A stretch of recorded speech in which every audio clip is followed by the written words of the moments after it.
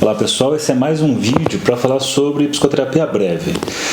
Afunilando aqui para chegar no assunto da breve, especificamente, comecei falando de vídeo do Freud, num caso rápido ali da Catarina, de 4 horas, de uma tarde, o caso do Mahler, que foram 4 horas, e afunilando para daqui a pouco chegar em textos bem específicos de psicoterapia breve. Hoje eu quero falar de mais uma afunilada aqui, que é pensar um pouco a questão da psicanálise, da psicoterapia e de onde a psicoterapia breve vai ser extraída, né? Acho que a primeira coisa é se pensar um pouco em relação à terapia, o significado, né? Vamos pensar a terapia que é um tipo de cuidado, quando você pega ali as origens, né, a origem grega do nome, mas quando você pega a origem em latim, latina já joga para a questão da cura. E quando você fala de cura, envolve algumas complexidades. Cura de quê? Né? Curar do próprio inconsciente, o que é cura. Você tem textos em que psicanalistas afirmam que a psicanálise é uma análise e que ela pode ter a cura como um bônus, como um extra. Então, eu poderia ficar aqui em argumentações intelectuais e filosóficas, mas a ideia não é essa, nesse tipo de vídeo e para esse tipo de curso. São cursos que eu sou muito mais objetivo, porque eu acho que ele visa uma questão de prática, e a prática muitas vezes exige isso. Como eu falo nos vídeos e nas aulas, eu afunilo, sabendo dos riscos de afunilar, né, de reduzir, para depois, com o tempo, nos estudos, o próprio pessoal que segue comigo, ou quem segue depois sozinho, fazer suas ampliações. Então, reduzir para depois ampliar. Então, a primeira coisa é pensar isso, só para localizar aqui no assunto que eu vou entrar, e tem o seguinte... começando no PDF que eu vou mandar para vocês, tem um grupo lá do Telegram de espera, chamado Grupo de Espera do Manual da Psicoterapia Breve, porque vai começar o curso Psicoterapia Breve. Quem quiser, obviamente, adquirir, vai poder adquirir depois lá no grupo, mas quem não quiser adquirir, mas gosta do assunto, é só seguir lá no grupo onde eu coloco o material extra, ponho o vídeo que eu estou falando agora, coloco aqui o PDF que eu me baseei para falar essa aula aqui hoje. Então temos o seguinte: Freud já fazia processos breves, como mostrei nos vídeos anteriores, e aí você tem dois autores muito importantes, o Franz Alexander e o Thomas French, que eles começam a falar de uma terapêutica psicanalítica. Aí cabe mais uma vez as várias reflexões, mas é terapêutico, não é? Envolve então o cuidado, envolve a cura, enfim. Eles são autores lá do comecinho com Freud, né, primeira geração na sequência, e eles estão falando de algo, né, de certas modificações, e pensam nessa questão da terapêutica. Eles diferenciam a terapêutica psicanalítica da própria análise, né, da psicanálise em si. Então o que eles vão pensar? Eles propõem uma evolução na técnica da psicanálise, que eles vão chamar de terapêutica psicanalítica. Eles vão localizar 5 momentos para mostrar onde é que entra aí a sua proposta principalmente, né? Passando pelos tópicos, né, historicamente da psicanálise, primeiramente pensando aqui na hipnose e a catarse. Então isso nem exatamente psicanálise aqui, né? Você tinha praticamente o modelo que o Breuer trabalhava, que o Freud está junto nos estudos sobre histeria, e que você tem lá a questão sintomática histérica, os sintomas histéricos, e via hipnose que levava a uma catarse, os sintomas desapareciam. Aí você tem todas aquelas coisas, né, que o Freud abandona esse modelo, que ele deixa de fazer a hipnose. Aí tem alguns que dizem que Freud não era um bom hipnotizador. De qualquer forma, o Freud ele acaba não trabalhando, né, nesse momento com a hipnose, e ele vai usar um método indutivo, que ele vai ficar lá pressionando a têmpora, assim, você precisa se lembrar, precisa se lembrar, precisa se lembrar. E claro, quanto mais pressão você faz para uma pessoa responder alguma coisa, mais ela se defende. Aliás, é uma dica clássica, né? Você quer perguntar alguma coisa para uma pessoa e quer uma resposta verdadeira, não pergunta na lata. Vai pela borda que você chega. Se você pergunta na lata, a chance de ser uma resposta defensiva, né, é muito grande. Mas o Freud vai para esse método indutivo, e aí depois você tem aquela questão de deixar falar livremente, né?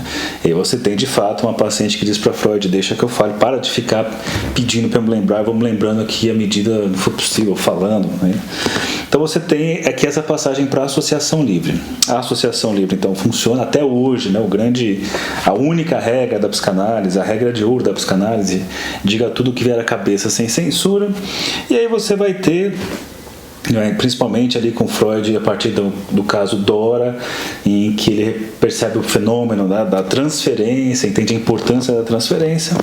Aqui o Franz Alexander e o French, eles colocam aqui a questão da neurose transferencial como sendo mais um dos pontos de evolução da técnica.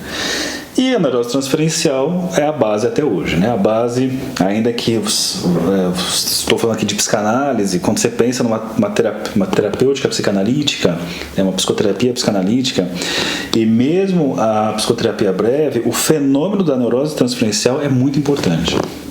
Vou falar aqui em alguns vídeos ainda sobre isso, sobre a questão da neurose transferencial, se é algo que vai ser utilizado na psicoterapia breve ou não, né? Mas na psicanálise é uma coisa fundamental, em que você tem ali a montagem com o analista de uma estrutura neurótica, né? Vou falar disso daqui a pouquinho aqui no próprio texto. E aí o quinto ponto que eles trazem na evolução da técnica, aí é bem do Alexander, né? Dessa dupla aí, é a questão da reeducação emocional. É algo que vai ser colocado como, na perspectiva deles, como um avanço da técnica, né? Mais uma coisa que tem que ser incluída aí. E quando você tem essa reeducação emocional, aí sim você tem essa separação, essa diferenciação do que seria uma psicanálise para uma psicoterapia psicanalítica. Você tem essa diferenciação pensando nesses autores. E nessa passagem desse 4/5, neurose transferencial e reeducação emocional, o Alexander traz a ideia de princípio de flexibilidade.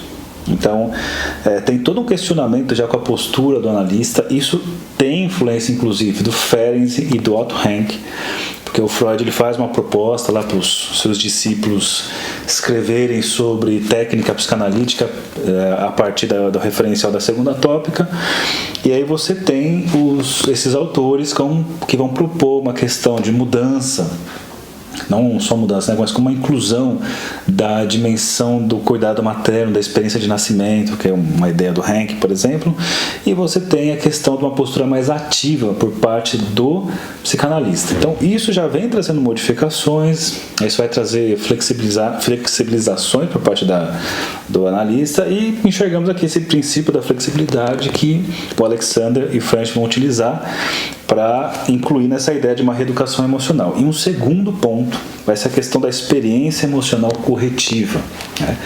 Essa questão da experiência emocional corretiva é muito importante. Isso vai reverberar, por exemplo, no Balint, em que fala sobre regressão maligna, em que vai ser percebido ali que simplesmente não basta uma interpretação de alguma coisa, não basta que a pessoa tenha aquele insight, entendi, né, aquela ideia assim, mas existe uma questão de uma experiência que vai ser revivida, e essa experiência revivida modifica uma estrutura de relação objetal interna.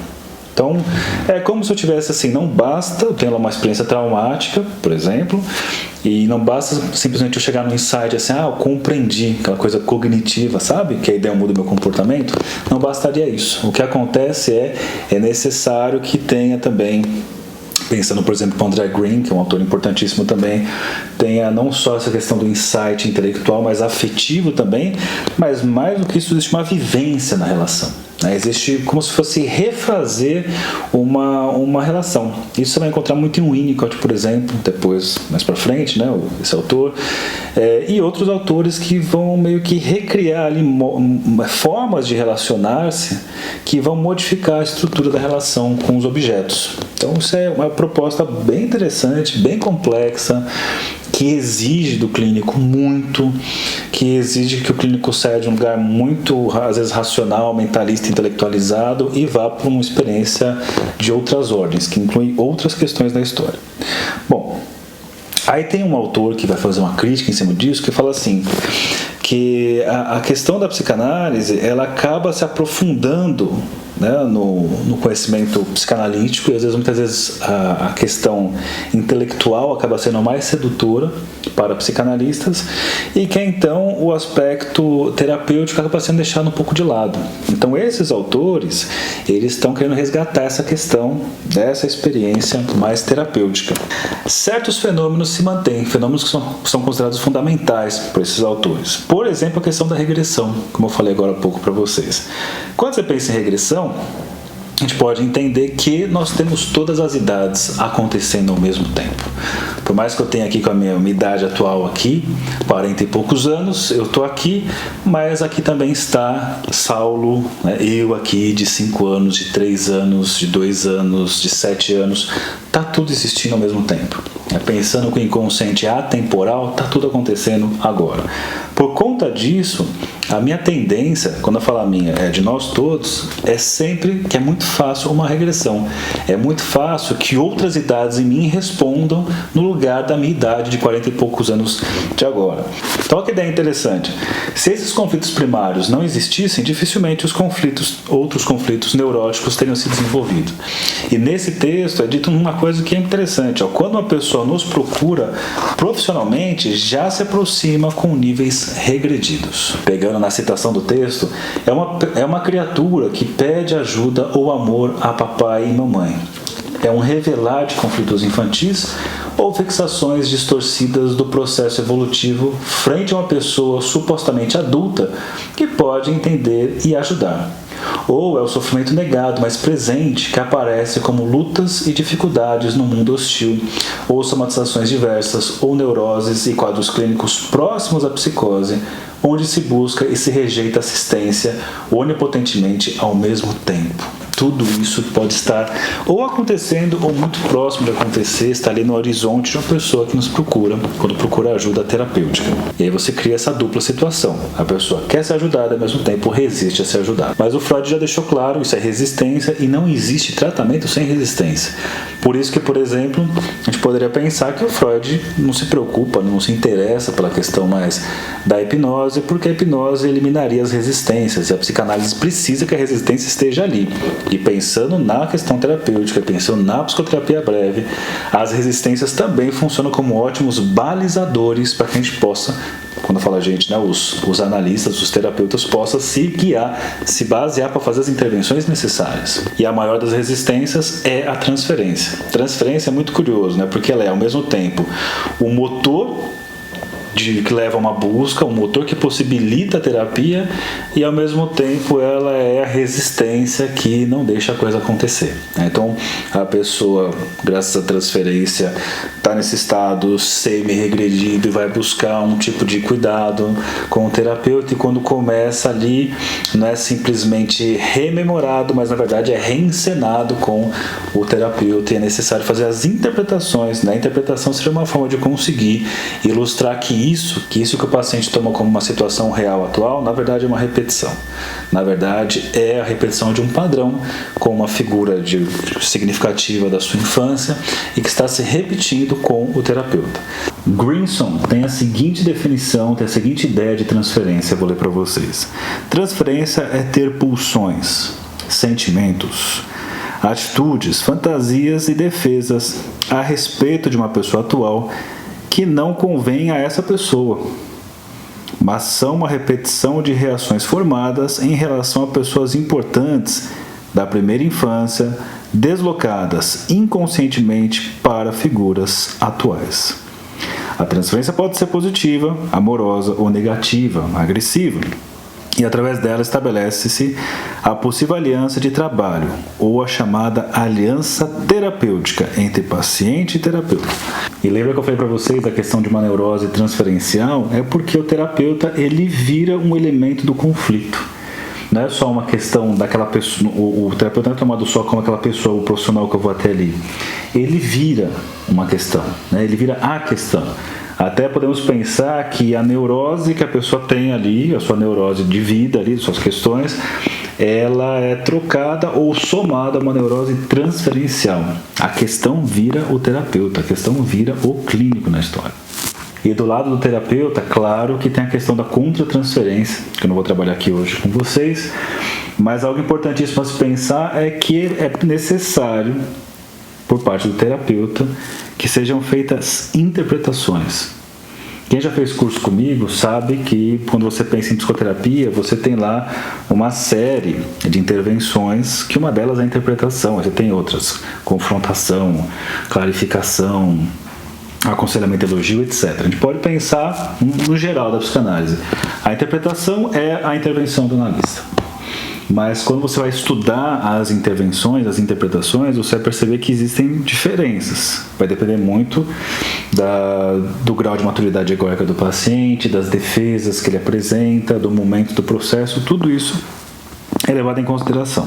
O terapeuta oferece a interpretação como uma formulação de uma hipótese do que acontece no inconsciente do paciente. Eu gosto muito de uma definição do Nasio de transferência que ele diz o seguinte: interpretar é dizer com clareza ao paciente o que ele já sabia, embora confusamente. Por isso que, se você vai pegar essa frase dele, você vai fazer uma leitura mais precisa do que ele está dizendo, também é a interpretação, mas você vai pegar outros autores que não acham que é isso. Por isso que eu falo da importância de estudar as várias intervenções, as várias interpretações, que uma delas é essa daqui. Inclusive, num livro dele chamado Sim, a Psicanálise Cura, o livro do Nasio, ele traz vários exemplos. Um deles é sobre o homem que veste negro, em que ele faz o seguinte: olha que interessante essa questão da interpretação dele. 2 anos depois, durante uma sessão, como por acaso, escuto do paciente, as seguintes palavras: desde que minha mãe se foi, sem compreender muito bem por que, senti estas palavras como um apelo que eu me concentrasse e me deixasse levar pelo que viesse em mim.